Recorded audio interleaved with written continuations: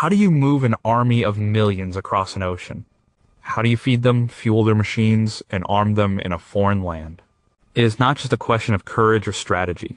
It is a question of stuff, mountains of stuff. In the Second World War, the Allies moved more stuff, more quickly to more places than anyone thought possible. They built floating harbors out of concrete and steel. They laid a fuel pipeline under the English Channel. They flew cargo over the highest mountains in the world. This was a war won by factory workers, by truck drivers, by engineers, and by clerks with clipboards. It was won with wrenches, with cargo nets, with shipping manifests. The scale is hard to grasp. The United States alone produced over 300,000 aircraft, 88,000 tanks, and 7,000 ships. But making things is only half the battle. Getting them to the right place at the right time is the other half. And that is where the real magic happened. These are the stories of how they did it. These are the logistical feats that bent the rules of what was considered possible. How did a simple, modular bridge change the pace of the advance across Europe? And could a nation really build an entire bomber plane every single hour? The answers show that sometimes the most powerful weapon is a well-organized supply chain. Number 15, how do you build a bridge in a day with only a wrench? Imagine an army on the move. It advances quickly, pushing forward. Then it hits a river. The bridge is gone, a mess of twisted steel and broken concrete. Everything stops. The tanks, the trucks, the soldiers. The entire advance grinds to a halt. In Italy and France, this happened constantly. Retreating forces made a point of destroying every bridge in their path. The standard procedure for military engineers was to build a new one. But that was slow. It took time, heavy equipment, and specialized teams. Time was something the Allied advance did not have. The solution came from an unlikely place. Not a high-ranking general, but a British civil servant named Donald Bailey. He was a man who liked to tinker. He worked at the experimental bridging establishment. His hobby was building model bridges. From this hobby came an idea of pure genius. He designed a bridge that was essentially a giant, life-sized steel construction set. It was called the Bailey Bridge. The design was simple. It was based on a few prefabricated interchangeable parts. The main piece was a 10-foot-long steel panel. These panels could be pinned together end to end to make a girder. You can make the girders stronger by bolting more panels alongside them or even on top of them. These girders form the sides of the bridge. Between them, you laid steel beams called transoms, and on top of that went the road surface, usually made of wood planks. The whole thing was held together with steel pins and a few bolts. No welding was needed. No complex machinery was required. A small team of engineers could assemble it by hand with simple tools like hammers and wrenches. The true brilliance was in its construction method. The engineers would assemble the bridge on their side of the river. They would build a light, skeletal, launching nose on the front. Then they would simply push the entire structure across the gap on rollers. Once the nose reached the far bank, it was removed, and the bridge was lowered onto its foundations. It was fast. A standard 200-foot bridge could be put up in less than 24 hours. If an army needed to carry heavier loads, like tanks, the engineers just added more panels to the sides, making it a double-double or even a triple-triple bridge. It was incredibly versatile. The impact was immediate. In the campaign in Italy, a landscape cut by dozens of rivers and ravines, the Bailey Bridge was essential. General Mark Clark, the American commander, found that his forces were able to maintain their momentum because they could bridge gaps almost as fast as they were created. After the Normandy landings, as the armies pushed into France and Germany, thousands of Bailey bridges were used. They spanned the Seine, the Maas, the Rhine. Field Marshal Bernard Montgomery wrote in 1947 that the Bailey Bridge made an immense contribution to ending the war. He considered it one of the top 3 technological developments of the conflict, alongside the heavy bomber and radar. The numbers are staggering. By the end of the war, American and British industry had produced enough Bailey Bridge components to stretch for over 200 miles. They were used in every theater of the war, from Europe to Burma. It was a low-tech solution to a high-tech problem. It did not involve fancy electronics or powerful engines. It was just a clever idea executed well with simple, strong steel. It proved that sometimes the most effective tool of war is not a weapon, but a way to keep moving. The Bailey Bridge was the key that unlocked the advance across Europe. But even with this success, questions remain. How many simple, brilliant inventions like Donald Bailey's were proposed by other civil servants or junior officers, but were dismissed by the military bureaucracy? What was the exact failure rate of these bridges under extreme stress, and how many of those failures were covered up to maintain morale? And what happened to the millions of tons of Bailey Bridge steel left scattered across Europe after the war, and how did it quietly get absorbed into the continent's reconstruction? Number 14, can you really build a city in the middle of nowhere in just 8 months? The year is 1942. The supply lines to the Soviet Union are under constant threat. The sea routes through the Arctic are perilous. The route through Iran is long and difficult, but the United States has committed to sending thousands of aircraft to its eastern ally. The problem is how to get them there. The solution was a string of air bases and a 1,500-mile road through one of the most remote and unforgiving wildernesses on Earth. They called it the Alaska-Canada Military Highway, or the Alcan Highway. The challenge was immense. The route ran from Dawson Creek in British Columbia, Canada, through the Yukon to Delta Junction in Alaska. This was a land of dense forests, muskeg swamps, hundreds of rivers, and towering mountain ranges. In the winter, temperatures plunged to 40 degrees below zero and colder. In the summer, the frozen ground thawed into a sea of mud, and the air filled with swarms of mosquitoes and black flies. There were no roads, no supply depots, no settlements for most of the route. The project was handed to the U.S. Army Corps of Engineers in February 1942. The timeline was absurd. The road had to be passable by the end of the year. That gave them about 8 months. To do this, they mobilized over 10,000 soldiers, many of whom were from the southern United States and had never seen snow. A large portion of the engineering regiments were composed of black soldiers who worked under segregated and often inferior conditions, a fact that is a critical part of the story. These men were given the toughest jobs, like clearing the dense forests and building bridges in freezing water.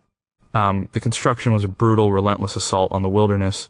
The engineers worked from both ends of the route and also flew crews into the middle to work outwards from airfields. They used bulldozers to clear a path through the trees.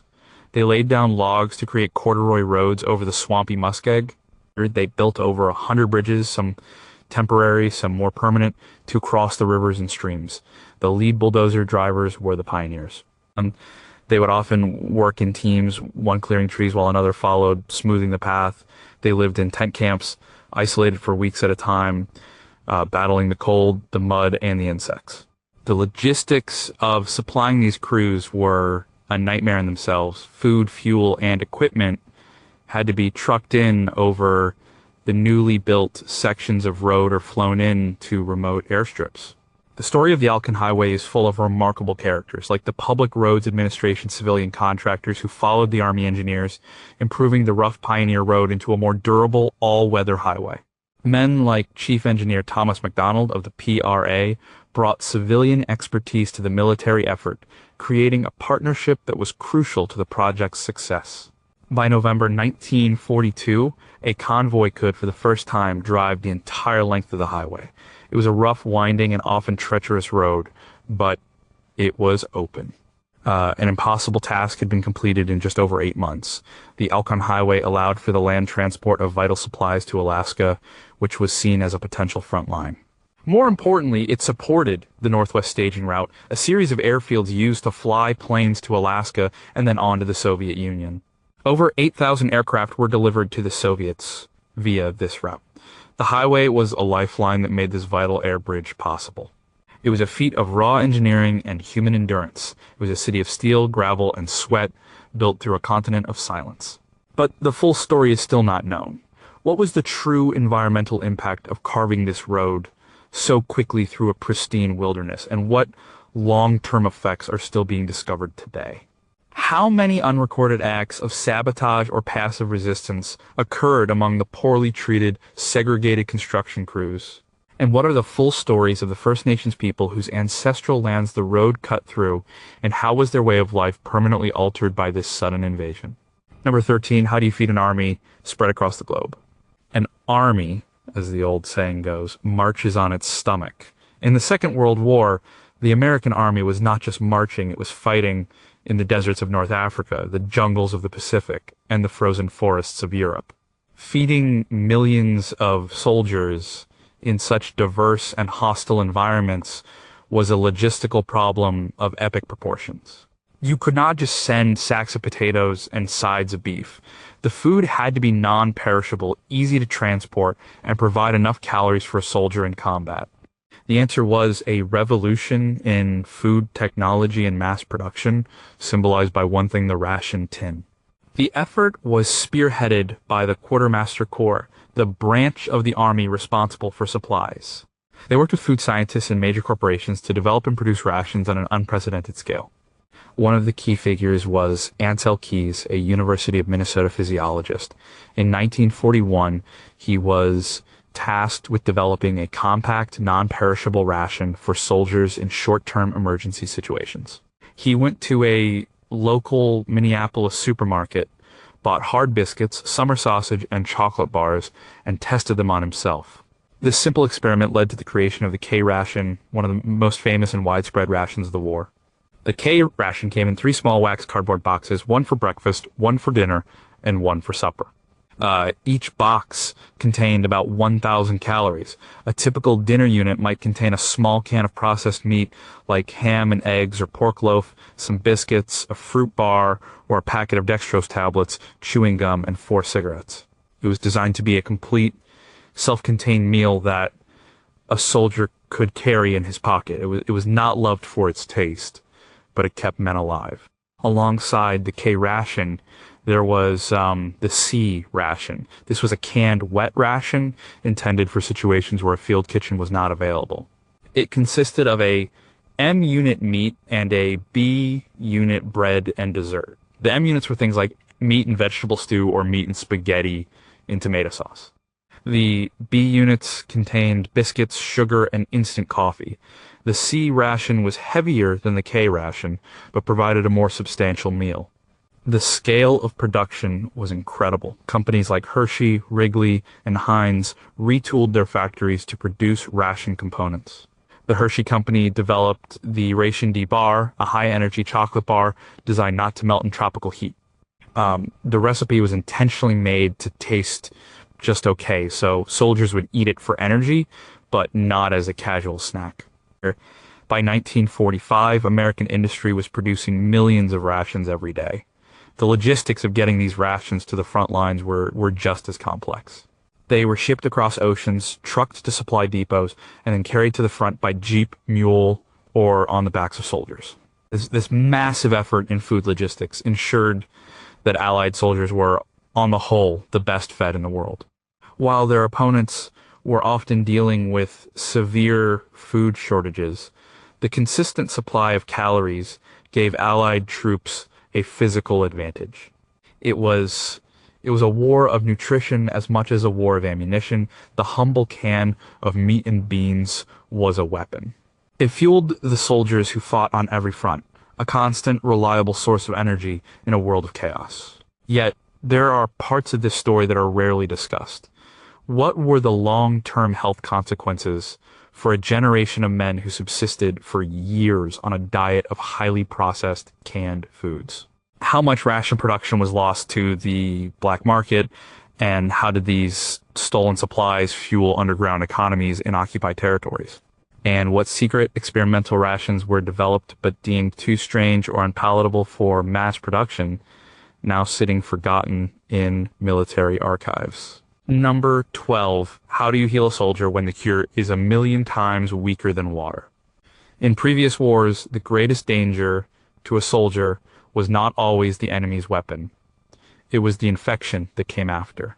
A simple wound from a piece of shrapnel could become deadly if it got infected. Gangrene and other bacterial infections were rampant in field hospitals. Surgeons could remove bullets and patch up wounds, but they were often helpless against the invisible enemy of bacteria. That all changed with the mass production of a single drug, penicillin. The story of penicillin begins in 1928 with Alexander Fleming, a Scottish scientist who discovered that a mold, Penicillium notatum, could kill bacteria. But his discovery remained a scientific curiosity for over a decade. He could not produce it in a stable or concentrated form. The challenge was taken up in the late 1930s by a team at Oxford University, led by Howard Florey and Ernst Boris Chain. They figured out how to purify a small amount of penicillin and proved it was incredibly effective against bacterial infections in humans. But Britain, in the middle of a war, did not have the industrial capacity to make it on a large scale.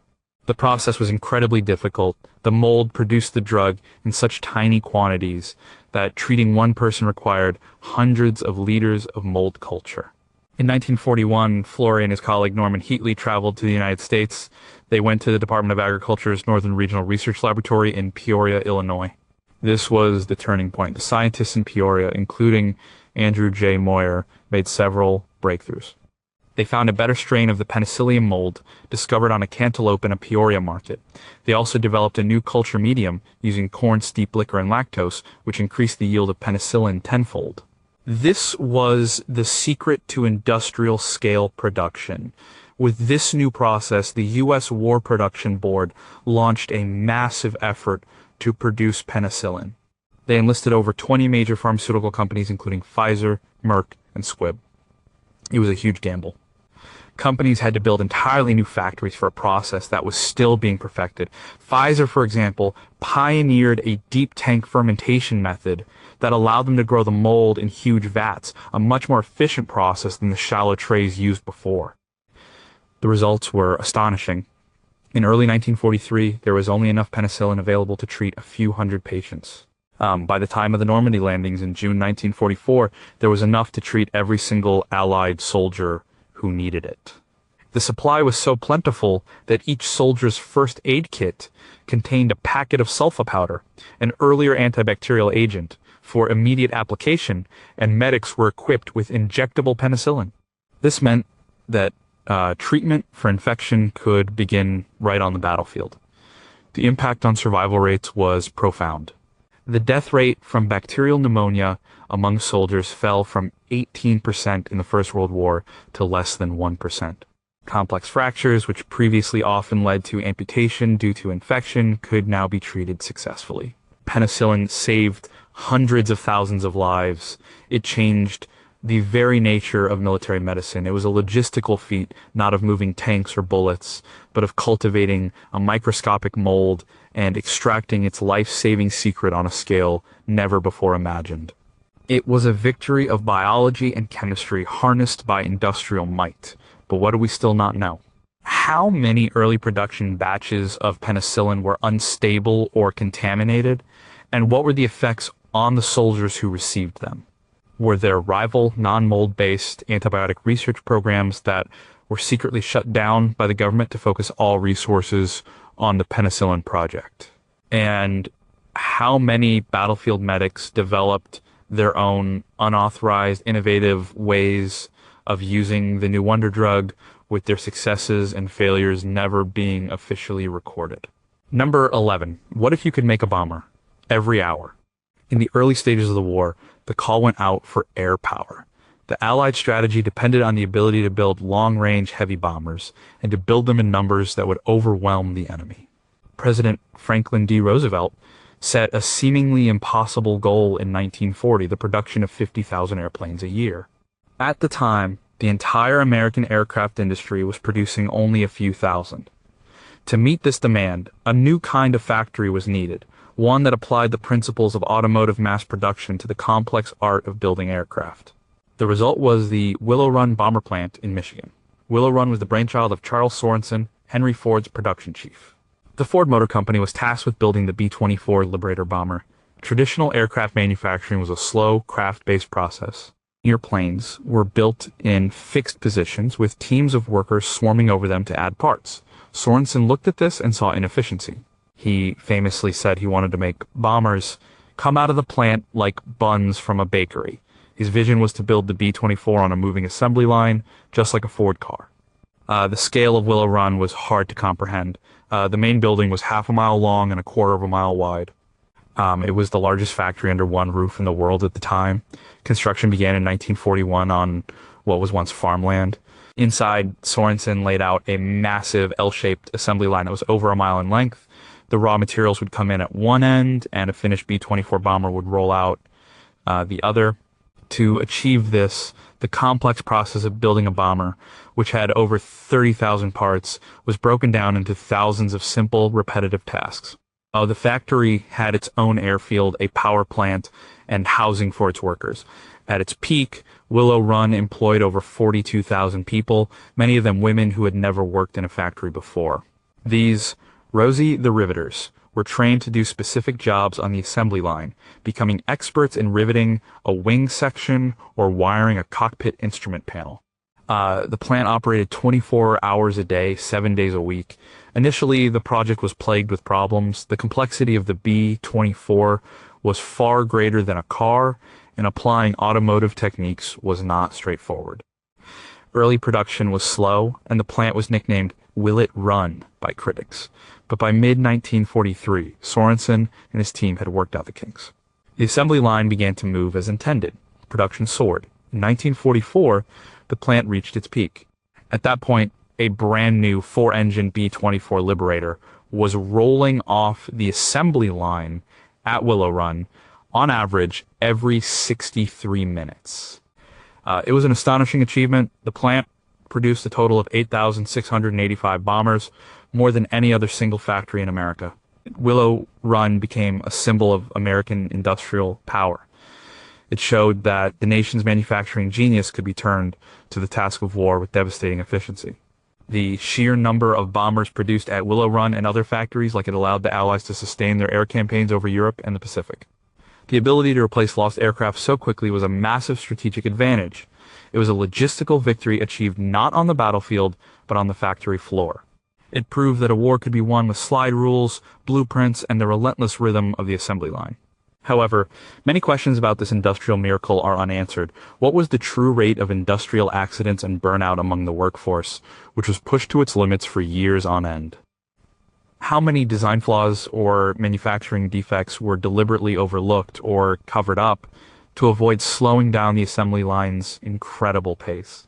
And what secret production shortcuts or unapproved material substitutions known only to the line foreman were used to meet the demanding quotas, and did they affect the long-term safety of the aircraft? Number 10, how do you mobilize an entire economy for war? Winning a modern war is not just about having the best soldiers or the cleverest generals. It is about industrial capacity. It is about which side can produce more tanks, more ships, more bullets. In 1940, the United States was a commercial powerhouse, but its economy was not geared for war. The nation's factories were making cars, refrigerators, and nylon stockings. To defeat the Axis powers, this entire economic engine had to be retooled. This transformation was one of the largest and fastest in history, a logistical feat of management and coordination on a national scale. The central nervous system of this effort was a government agency called the War Production Board, WPB, established in January 1942. Its chairman was Donald M. Nelson, a former executive from Sears, Roebuck & Co. The WPB's job was immense. It had the authority to halt all civilian production, to allocate raw materials like steel, copper, and rubber, and to direct which companies would produce which war materials. In February 1942, the last civilian automobile rolled off an American assembly line. After that, the auto industry's entire capacity was turned over to producing tanks, jeeps, and aircraft engines. The WPB's task was a massive exercise in data management and central planning, something largely alien to the American free market system. The board had to figure out how much steel was available in the entire country. Then it had to decide how to divide it. How much goes to building ships, how much to tanks, how much to ammunition. A wrong decision could create bottlenecks that would ripple through the entire war economy. For example, if you allocated too much steel to tank factories but not enough copper for the wiring inside them, the tanks could not be finished. The whole system would grind to a halt. To manage this, the WPB, under the leadership of figures like Ferdinand Eberstadt, developed the Controlled Materials Plan. This was a complex system that allocated the three most critical materials, steel, copper, and aluminum, to different claimant agencies like the Army, Navy, and Aircraft Production Board. It was a form of economic triage, ensuring that the most urgent military needs were met first. The results of this mobilization were staggering. Between 1940 and 1945, the industrial output of the United States doubled. The country produced 2/3 of all Allied military equipment. This included not just the famous items like bombers and tanks, but mountains of less glamorous but equally vital supplies, 41 billion rounds of ammunition, 2.4 million military trucks, 6 million rifles, and hundreds of thousands of tons of clothing, tents, and medical supplies. This surge in production was driven by a combination of government direction, industrial innovation, and a massive expansion of the workforce, with millions of women entering factory jobs for the first time. This economic mobilization was the foundation of the Allied war effort. It gave the Allies a material advantage that their opponents could not match. The ability to produce so much, so quickly, and to sustain that production for years was a decisive factor in the outcome of the war. It was a logistical feat that involved not just moving supplies, but re-engineering an entire national economy from the ground up. It was a war won by spreadsheets and allocation orders as much as by strategy and combat, but this grand narrative of unity and efficiency hides deeper questions.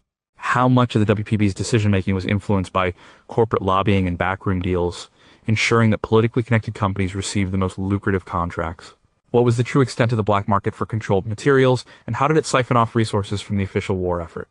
And what internal reports detailing massive waste, fraud, and production failures were buried by the WPB to maintain the public image of a perfectly running war machine? Number 9, can you hide an invasion force in plain sight? The success of the D-Day landings on June 6, 1944 depended on one thing above all else: surprise. The Allies had to convince the German command that the main invasion was coming at the Pas-de-Calais, the narrowest point of the English Channel, and not in Normandy. This required an elaborate deception, a logistical feat of illusion and misdirection on a scale never seen before. The code name for this operation was Fortitude South. The goal of Fortitude South was to create a phantom army. A completely fictional army group, the first U.S. Army group FUSAG, was invented. This phantom army had to look real to German reconnaissance planes and intelligence agents. To make it real, the Allies built a vast fake infrastructure in Kent, across the channel from Calais. They needed to create the illusion of thousands of soldiers, hundreds of tanks, and a massive fleet of landing craft, all preparing to invade. This is where the logistics of deception came in. The effort was a strange mix of military planning and Hollywood stagecraft. The British film studios, like Shepperton Studios, were recruited to build the props. They created an army of inflatable rubber tanks, trucks, and artillery pieces. From the air, these dummies were indistinguishable from the real thing. Teams of men would move them around at night to create the impression of troop movements. They even used special devices to create fake tank tracks in the dirt. The deception went further. They built fake oil depots, fake barracks, and fake railway lines. They constructed hundreds of dummy landing craft out of canvas and wood and moored them in the harbors of southeast England. At night, they played recordings of construction sounds over loudspeakers to convince any listeners that a massive buildup was underway. The radio traffic was a key part of the illusion. FUSAG had a complete command structure led by the well-known and aggressive General George S. Patton, a commander the German leadership respected and feared. A team of radio operators generated a constant stream of fake radio messages, simulating the communications of a real army group preparing for an invasion. This fake traffic was deliberately designed to be intercepted by the Germans. The deception was incredibly detailed. Double agents, controlled by the British intelligence service under the double-cross system, fed false information to their German handlers, confirming the existence and intentions of FUSAG. One of the most famous of these agents was a Spanish businessman named Juan Pujol Garcia, codenamed Garbo. He was so trusted by the Germans that they believed his reports that the Normandy landings were just a diversion and that the main attack by Patton's FUSAG at Calais was still to come. The logistical effort to maintain this illusion was immense. It required thousands of people, from soldiers setting up inflatable tanks to radio operators sending fake messages to intelligence officers managing double agents. And it worked. Even after the D-Day landings began in Normandy, the German high command held back their powerful panzer divisions for several critical weeks, convinced that the Normandy landings were a feint and that the real invasion was still aimed at Calais. This delay gave the Allies the crucial time they needed to establish and consolidate their beachhead. Operation Fortitude was a logistical masterpiece. It was about moving and managing information, both real and fake. It showed that the tools of logistics organization, transportation, and supply could be used to create not a real army, but the ghost of one. It was a victory won with rubber, with radio waves, and with lies. But what parts of the story are still hidden? Were there any Allied officers who, believing the deception themselves, made real logistical plans based on the fake army? And how were these mistakes quietly corrected? How many local British civilians in Kent figured out that the army in their midst was made of rubber and wood?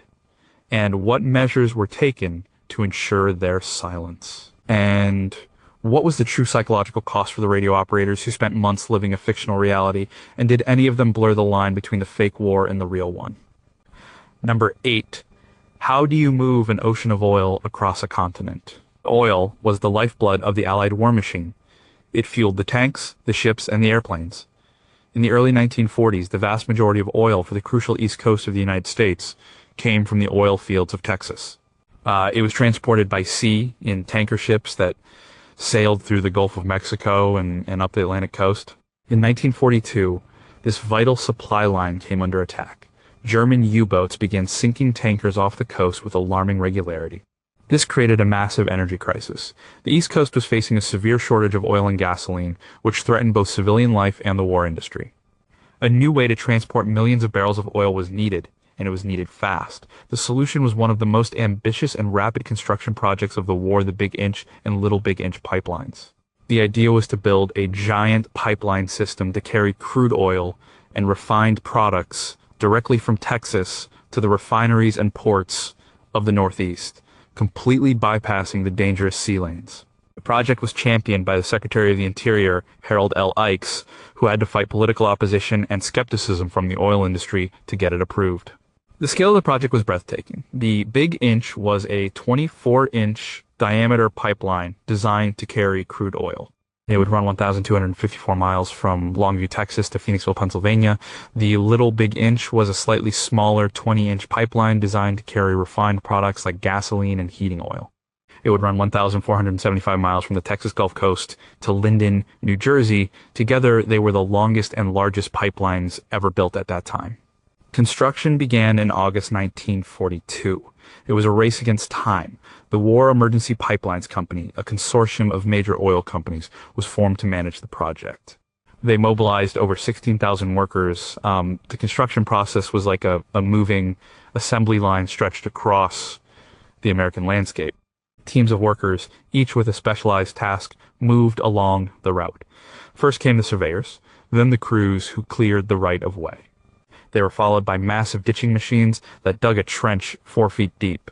Then came the trucks delivering 40-foot sections of steel pipe. The sections were welded together, a process that had been perfected for this kind of work. X-ray machines were used to check the integrity of every weld. The completed pipeline was then coated in asphalt and wrapped in asbestos felt to prevent corrosion before being lowered into the trench and buried.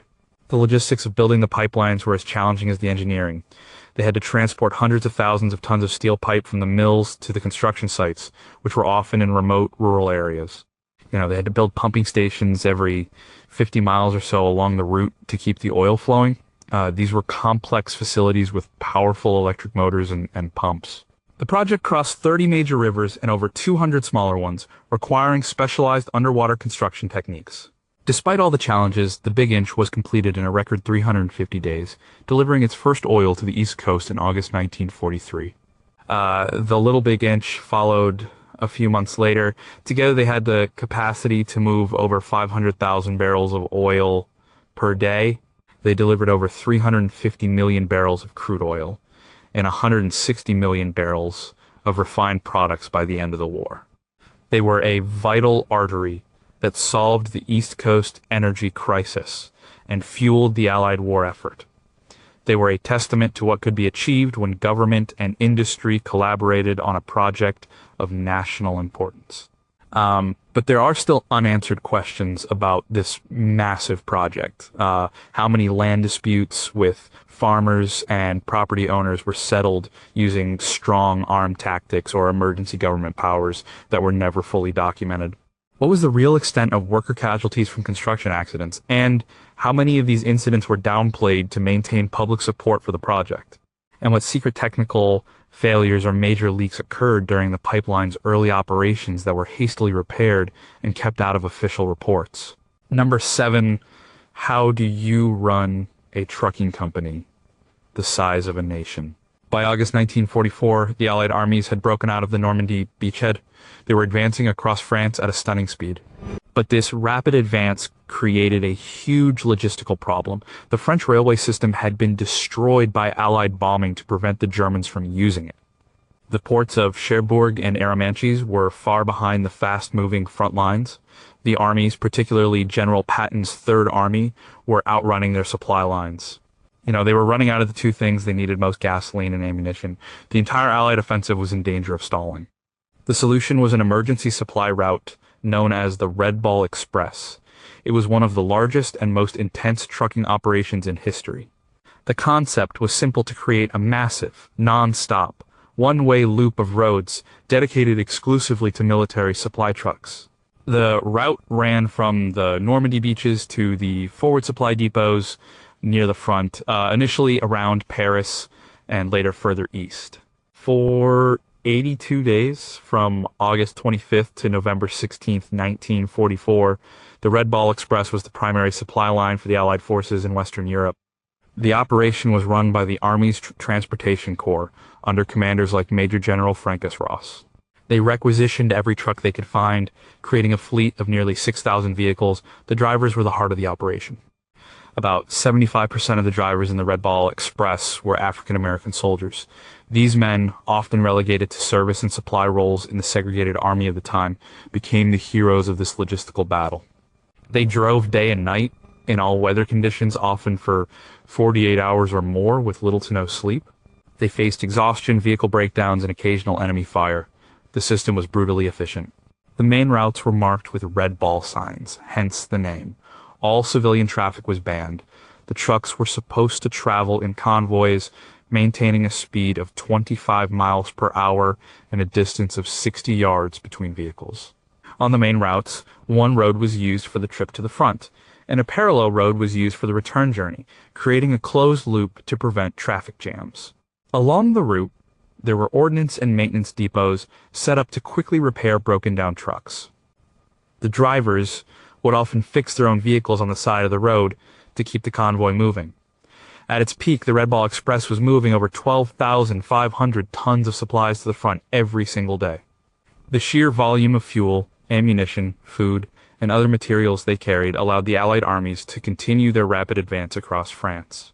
Without the Red Ball Express, the offensive would have certainly bogged down in the late summer of 1944. It was an improvised solution, born of desperation, that became a legend. It was a demonstration of how brute force logistics, thousands of trucks, thousands of dedicated drivers, and a simple, relentless system could solve a problem that threatened to halt an entire war effort. The Red Ball Express was a success, but it came at a high cost. The trucks were driven into the ground, with maintenance often being deferred in the rush to deliver supplies.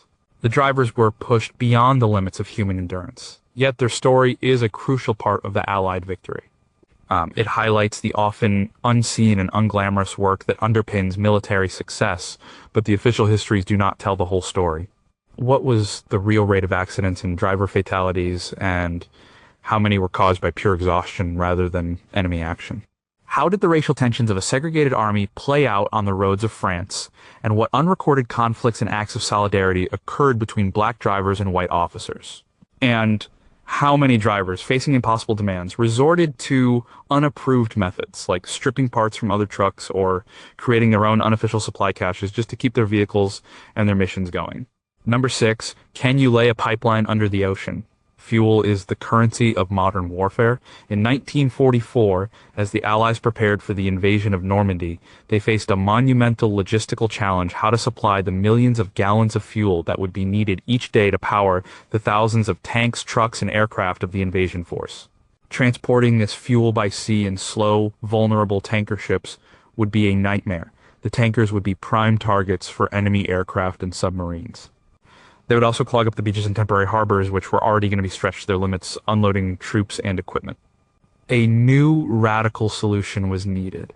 The idea was bold and unprecedented: to lay a series of pipelines under the English Channel. The project was given the codename Pluto, which stood for Pipeline Under the Ocean. The concept was championed by high-ranking officials like Lord Louis Mountbatten, the chief of combined operations. The challenge was to design a pipe that was strong enough to withstand the immense pressure of the deep water and the rough conditions of the seabed, but also flexible enough to be spooled onto a giant drum and laid from a ship. Two types of pipes were developed. The first, known as Hyas, was based on existing submarine telegraph cable technology. And it was essentially a lead pipe, reinforced with layers of steel tape and armored wire. It was developed by companies like Siemens Brothers. The second type, called Hamel, was a more rigid but still flexible steel pipe developed by engineers from the Anglo-Iranian Oil Company and Burma Oil. The Hamel pipe was cheaper and could be produced faster. The logistics of manufacturing and deploying these pipes were formidable. Special factories were set up in Britain to produce miles of the pipeline. To lay it, a fleet of modified ships and barges was created. The most impressive of these were the conundrums, enormous floating drums, 90 feet long and 50 feet in diameter, which could carry up to 80 miles of pipeline. These giant spools would be towed across the channel by tugboats, unreeling the pipeline as they went. Operation began shortly after the D-Day landings. The first pipelines were laid from the Isle of Wight to Cherbourg, a distance of about 70 miles. Later, a larger system of 17 pipelines was laid from Dungeness to Boulogne, a shorter and more direct route, once that part of the French coast was secured. The work was difficult and dangerous. The ships laying the pipes were vulnerable to attack, and the process of connecting the pipes on the seabed was a major technical challenge. But by early 1945, Pluto was fully operational. The pipelines were pumping hundreds of thousands of gallons of fuel a day directly from pumping stations in England to storage tanks in France. By the end of the war, the Pluto system had delivered over 172 million gallons of gasoline to the Allied armies in Europe. It was a silent, invisible lifeline. It removed the need for a fleet of vulnerable tankers and freed up vital space in the harbors. It provided a constant, reliable flow of fuel that was essential for sustaining the final push into the heart of the enemy's territory. Pluto was a triumph of engineering and audacity. It was a secret weapon that was not explosive, but a simple hollow tube. It solved one of the most critical logistical problems of the Normandy invasion and the subsequent campaign. It was a perfect example of the kind of innovative, out-of-the-box thinking that characterized the Allied logistical effort. Yet, this incredible feat still holds its secrets. How many initial attempts to lay the pipeline resulted in catastrophic failures that were kept secret from the public and even from other parts of the military? What were the long-term environmental consequences of leaving miles of lead and steel pipe on the floor of the English Channel? And were there any alternative, perhaps even more audacious, plans for fuel delivery that were considered and rejected in favor of Pluto, the details of which remain buried in classified archives? Number 5, how do you supply an army by flying over the roof of the world? In 1942, the Allied war effort in Asia faced a crisis. The Japanese army had overrun Burma, cutting off the last land supply route to China. China, under Chiang Kai-shek, was a crucial partner in the war, tying down huge numbers of enemy troops. But without a steady flow of supplies, weapons, ammunition, fuel, and medicine, China's ability to continue fighting was in doubt. The only way to get supplies into China was by air, and the only available air route was over the treacherous eastern end of the Himalayan mountains. This operation became known as Flying the Hump. The Hump was one of the most dangerous and demanding air cargo routes in the world. The pilots of the U.S. Army Air Force's Air Transport Command had to fly from airfields in Assam, India, over the mountains to Kunming in China. The mountains in this region rose to over 15,000 feet. The pilots had to navigate through narrow valleys and in the face of unpredictable, violent weather. The monsoon season brought torrential rains and extreme turbulence. In the winter, severe icing could build up on the wings of the planes. The aircraft they used, primarily the C-47 Skytrain and later the C-46 Commando, were unpressurized. This meant the crews had to fly on oxygen at high altitudes. The navigation equipment was basic, and the weather forecasting was often unreliable. The planes were frequently overloaded with cargo, pushing their engines to the limit. If an engine failed, there were few places to make an emergency landing in the dense jungle and rugged terrain below. The route was so dangerous that it was nicknamed the Aluminum Trail because of the number of wrecked planes that littered the landscape. The operation was a logistical nightmare from the very beginning. The airfields in India had to be built from scratch in a remote, undeveloped region. Getting fuel and supplies to these airfields was a challenge in itself, involving a long journey by sea, rail, and river. The maintenance crews worked in punishing tropical heat, struggling to keep the heavily used planes airworthy with limited spare parts. Despite these incredible difficulties, the airlift continued and expanded. Under the command of leaders like Major General William H. Tunner, who later organized the Berlin Airlift, the operation became more efficient. They introduced better flight procedures, improved navigation aids, and brought in larger, more capable aircraft like the C-54 Skymaster. Tunner treated the airlift like a military-run airline, focusing on safety, efficiency, and maximizing tonnage. The numbers tell the story of their success. In the early days of the operation, they struggled to deliver a few thousand tons of cargo a month. By July 1945, they were delivering over 71,000 tons in a single month. Over the course of the war, the pilots of the Hump airlift flew hundreds of thousands of missions and delivered over 650,000 tons of supplies. This lifeline kept the Chinese army in the fight. It was a critical contribution to the Allied war effort in the China-Burma-India theater. Flying the Hump was a brutal, grinding campaign against nature itself. It was a war fought not with guns, but with throttles and navigation charts. It cost over 1,000 lives and the loss of hundreds of aircraft, but it was a logistical feat that demonstrated the growing importance of air power, not just for combat, but for sustaining a war across impossible terrain. But what mysteries still surround this epic airlift? What was the true scale of the black market in Assam, where vital aviation fuel and other supplies were secretly sold off before they could even be loaded onto the planes? How many crews, after crashing in the remote jungles, survived for weeks or months, their stories never recorded and their fates unknown? And what unofficial, dangerous flying techniques did veteran pilots develop to navigate the treacherous weather, and were these rules of the Hump passed down from pilot to pilot, completely outside the official flight manuals? Number 4, what if your most powerful weapon was an act of Congress? In 1940, Great Britain stood alone against the Axis powers in Europe. It was running out of money, out of ships, and out of weapons. The United States was officially neutral, but President Franklin D. Roosevelt knew that a British defeat would be a disaster for American security. He needed to find a way to help Britain without formally entering the war. The solution was a piece of legislation that would turn the United States into what he called the Great Arsenal of Democracy. It was the Lend-Lease Act. Passed by Congress in March 1941, the Lend-Lease Act was a logistical and political masterstroke. The concept was simple. The president could sell, transfer, exchange, or lease any defense article to any government whose defense the president deems vital to the defense of the United States. In essence, it allowed the U.S. to supply Britain and later the Soviet Union and other allied nations with war materials without them having to pay cash up front. And Roosevelt explained it with a simple analogy. If your neighbor's house is on fire, you lend them your garden hose. You do not sell it to them. You lend it to them, and they give it back or replace it after the fire is out. This act transformed the Allied war effort.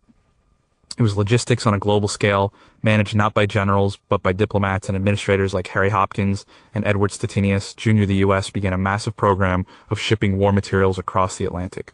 This included everything from aircraft and tanks to trucks and raw materials. For Britain, this was a lifeline. It allowed them to continue the fight at a time when they were financially exhausted. After the German invasion of the Soviet Union in June 1941, the Lend-Lease program was extended to them as well. This was a monumental undertaking. Supplies had to be shipped over some of the most dangerous sea routes in the world, including the Arctic convoys to the ports of Murmansk and Arkhangelsk. The United States sent the Soviet Union vast quantities of materials that were critical to their war effort.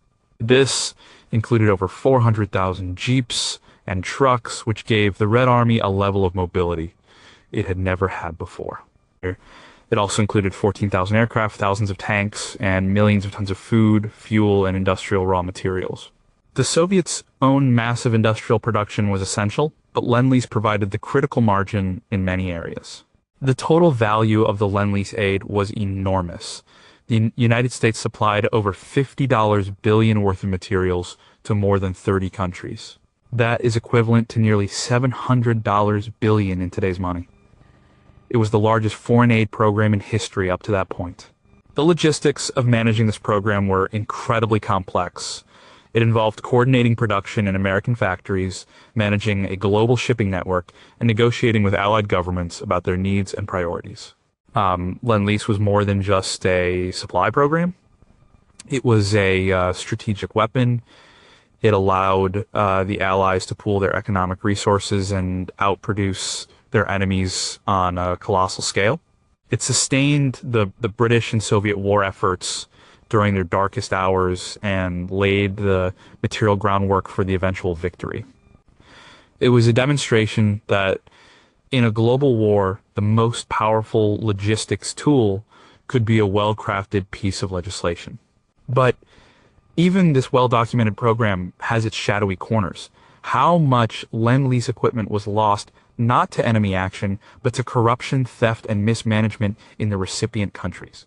What sensitive technologies or industrial secrets were deliberately withheld from certain allies, even as the U.S. provided them with other materials? And what were the full details of the reverse Lend-Lease, where allied nations provided the U.S. with goods and services, a part of the story that is often forgotten and poorly documented? Number 3, how do you build a ship faster than the enemy can sink it? In the early years of the war in the Atlantic, the Allies were losing. German U-boats were sinking merchant ships faster than the Allies could build replacements. This was a war of attrition, a battle of tonnage. If the supply line of ships bringing food, raw materials, and weapons from the United States to Britain was cut, the war would be lost.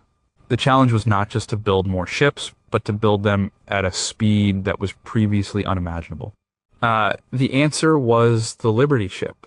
The Liberty ship was not a beautiful or a technologically advanced vessel. It was designed to be simple, cheap, and quick to build. The design was based on a British tramp steamer modified for mass production by American shipyards. The key to the Liberty ship program was not innovation in ship design, but a revolution in the manufacturing process. This revolution was led by industrialist Henry J. Kaiser, a man who had built his reputation on massive construction projects like the Hoover Dam. Kaiser and other shipbuilders applied the principles of assembly line production to shipbuilding. Instead of building a ship from the keel up in a single slipway, which was the traditional method, they used prefabrication. Huge sections of the ship, the bow, the stern, the deck house, were built separately all over the shipyard. These massive modules weighing many tons were then brought to the slipway by giant cranes and welded together. This meant that work could be happening on all parts of the ship simultaneously, dramatically cutting down the construction time. Another key innovation was the widespread use of welding instead of riveting. Riveting was a slow, labor-intensive process that required skilled teams of workers. Welding was faster and created a stronger, lighter hull. This change was crucial to achieving the production speeds that were needed. The results were incredible. The first Liberty ships took over 200 days to build. As the shipyards and the workforce gained experience, this time plummeted. The record was set by the SS Robert E. Peary, which was built in an astonishing 4 days and 15 hours. On average, a Liberty ship could be completed in about 42 days. The shipyards like Kaiser's Yard in Richmond, California, and the Bethlehem Fairfield Yard in Baltimore operated 24 hours a day. They employed hundreds of thousands of workers, including many women who were entering heavy industry for the first time. Between 1941 and 1945, American shipyards produced 2,710 Liberty ships. They became the workhorses of the Allied merchant marine. They carried troops, tanks, airplanes, and supplies to every theater of the war. They were slow, with a top speed of only about 11 knots, and they were not comfortable.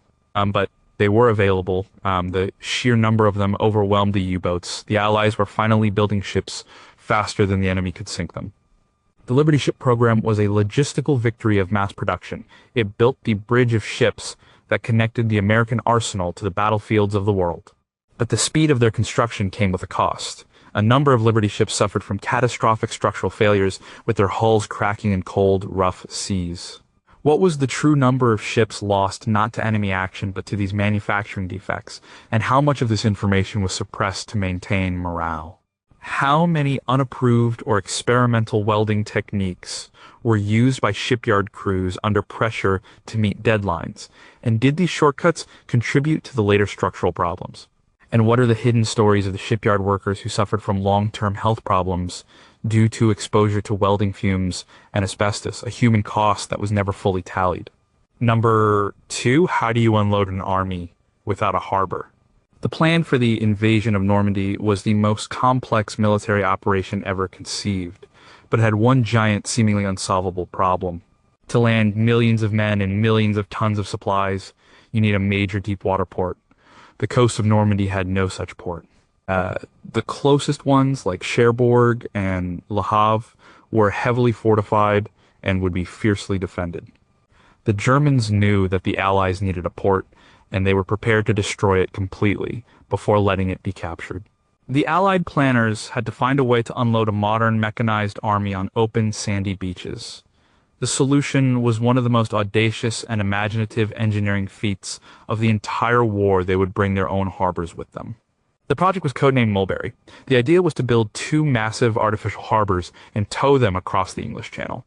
These temporary harbors would provide the sheltered water and the docking facilities needed to unload cargo ships until a real French port could be captured and repaired.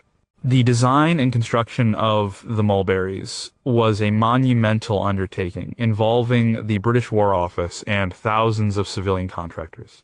The harbors had several key components. First was an outer breakwater made of scuttled old ships codenamed Gooseberries and huge hollow concrete caissons called Phoenixes. These Phoenix caissons were incredible structures. They were up to 60 feet high and weighed over 6,000 tons. They were built in dry docks all around Britain, then floated and towed across the channel by tugs. Once in position off the Normandy coast, special valves were opened, and they were sunk to the seabed in a precise line to form the main breakwater. Inside this protected water, they built floating piers and roadways. The pier heads, codenamed spuds, were platforms on long steel legs that could be raised or lowered with the tide, keeping the dock level with the ships. Connecting these pier heads to the shore were long floating roadways made of steel and concrete pontoon units, codenamed whales. These roadways snaked for miles from the pier heads to the beaches, allowing trucks and other vehicles to drive directly off the ships and onto French soil. The scale of the project was mind-boggling. The construction of the components involved over 200,000 people and a significant portion of Britain's concrete and steel production for that year. On D-Day and in the days that followed, a fleet of tugs began the slow, dangerous job of towing the components across the channel. Assembling the harbors in the middle of a war zone under the threat of enemy attack and bad weather was a huge challenge. 2 harbors were built, Mulberry A at Omaha Beach for the Americans and Mulberry B at Arromanches for the British. They were operational within about 2 weeks of D-Day. They immediately began to unload a torrent of supplies.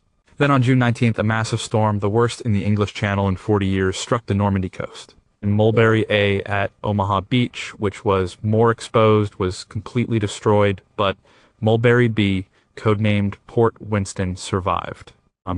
For the next 5 months, until the port of Antwerp was finally cleared and opened, Port Winston was the single most important port for the Allied armies in Northwest Europe. In its peak, it was unloading over 6,000 tons of supplies per day. The Mulberry Harbor was a logistical miracle. It solved the single biggest problem of the Normandy invasion.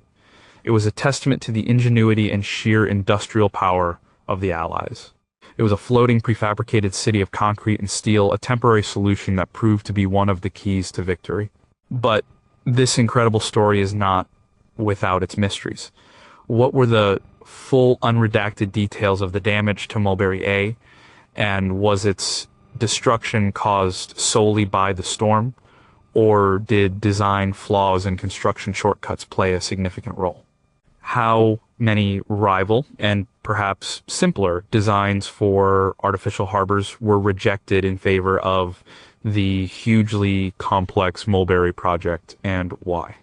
And what happened to the vast amounts of wreckage from Mulberry A, and how much of it remains on the seabed off Omaha Beach, a hidden and undocumented legacy of the invasion? Number one, if 1 million women picked up 1 million rivet guns, the logistical feats of the Second World War, the ships, the planes, the tanks, the pipelines, all depended on one single resource: people. When the United States entered the war in late 1941, 16 million people, mostly men, were mobilized into the armed forces. This created a massive labor shortage at the very moment the nation needed to dramatically increase its industrial production. The factories and shipyards were there, the raw materials were available, but who was going to do the work? The answer to that question changed American society forever. The answer was women. The mobilization of women into the American workforce was the largest and most rapid social and economic shift in the nation's history. It was a logistical feat of human resources. Before the war, the vast majority of American women did not work outside the home. Those who did were largely confined to female professions like teaching, nursing, or clerical work. Heavy industry was almost exclusively the domain of men. The war changed that overnight.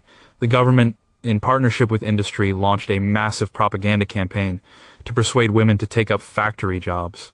The most famous symbol of this campaign was Rosie the Riveter, a fictional character representing the strong, capable woman working in the defense industry. The posters and advertisements showed women in overalls confidently operating heavy machinery with slogans like "We can do it." This campaign was incredibly effective. Millions of women responded to the call. They came from all walks of life. They were young, single women, married women, and mothers. They learned to be welders, riveters, electricians, and mechanics. They worked in the shipyards of California, the aircraft factories of the Midwest, and the munitions plants of the East Coast. They built the Liberty ships, the B-24 bombers, and the Sherman tanks. They proved that they could do the man's work just as well as any man. The numbers are astonishing. Between 1940 and 1945, the female workforce in the United States grew by over 50%. The number of women in the defense industry increased by over 460%. By 1944, women made up over a third of the civilian labor force. This influx of labor was the engine that powered the arsenal of democracy. Without it, the production miracles of the war would have been impossible. The American economy could not have produced 2/3 of all Allied military equipment without the hands of these 6 million new female workers. This was a logistical challenge that went beyond just recruitment. Factories had to be reconfigured. New training programs had to be created. Childcare was a major issue for working mothers, leading to the establishment of the first large-scale government-sponsored childcare centers like those, set up under the Lanham Act. Women faced challenges in the workplace, from unequal pay to skepticism from male colleagues and foremen. But they persevered. The contribution of these women was not just about production numbers. It had a profound social impact. It challenged traditional ideas about gender roles and opened up new possibilities for women in American society. While many women left the workforce after the war, the experience had a lasting effect. It laid the groundwork for the women's rights movements of the following decades. This mobilization of an entire demographic was the ultimate logistical feat. It was not about moving steel or oil, but about moving them from the home to the factory floor, training them, and integrating them into the most powerful industrial machine the world had ever seen. It was the human foundation upon which all the other logistical triumphs were built. But the popular image of Rosie the Riveter does not capture the full complexity of the story. What was the real extent of the pay gap and workplace harassment faced by women, and how many of their formal complaints were ignored or suppressed by factory management and the government? How did the experiences of black women and other women of color in the defense industries differ from those of their white counterparts, and how were their stories largely written out of the triumphant narrative? And what was the true psychological and social cost for the millions of children who were left in often inadequate care facilities, a generation whose formative years were shaped by the absence of their working parents.